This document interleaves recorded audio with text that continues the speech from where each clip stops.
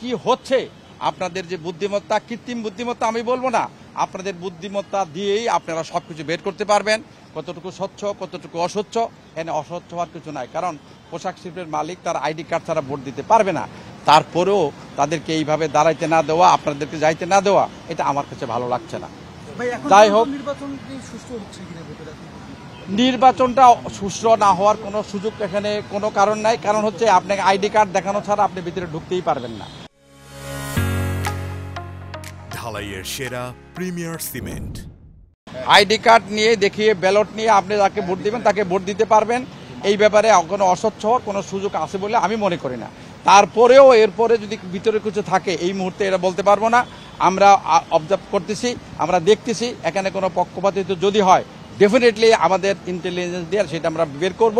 কারণ আমি আগেই বললাম, এই নির্বাচন বাংলাদেশের জাতীয় নির্বাচনের জন্য, যে কোনো নির্বাচনের জন্য, এফবিসিসিআই নির্বাচন এখনো হয় নাই, যেটা অ্যাপেক্স বডি, সমস্ত ট্রেড বডির অ্যাপেক্স বডি হচ্ছে এফবিসিসিআই, তার নির্বাচন হবে। সুতরাং এই নির্বাচন থেকে একটা নির্দেশিকা আসবে, একটা পথ আসবে, যে এই পথে গেলে স্বচ্ছ, পরিচ্ছন্ন, গ্রহণযোগ্য এবং যোগ্য নেতারাই নির্বাচিত হয়ে এই ট্রেড বডিকে নির্বাচিত করবে। কারণ অর্থনীতির মূল তালিকা শক্তিটাই হচ্ছে ব্যবসা।